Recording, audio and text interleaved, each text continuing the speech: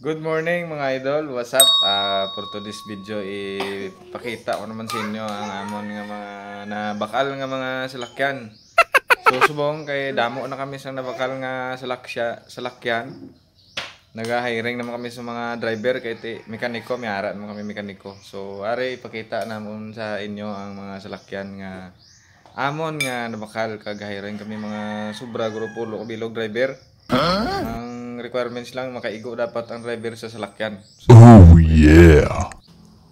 So amo ni siya ang amon nga mekaniko dire sa amon nga mga salakyan nga na-hiring. Why na problema sa mekaniko mga idol. Ano siya car? Ano lang nga libre man siya washing, pang washing man siya. So wala tayo problema sa sa pagkayo sa mga salakyan. Amo ning mga salakyan nga ari dire. So gaginahanglan lang ta sa mga driver nga makaigo dire sa aton nga mga salakyan kay para magdaga na ini kag maka income na, no. So hiring kami sa mga sobra grupo bilog driver. Ang requirements lang sa mga driver nga dapat makaigo dire sa mga salakyan nga ari dire sa amon nga building. So ari na siya.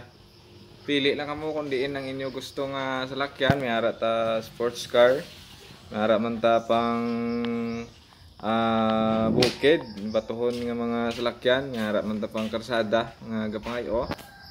So amo na siya, gahiring kita subong sa mga opportunity nga para matagaan kamo sa obra, no?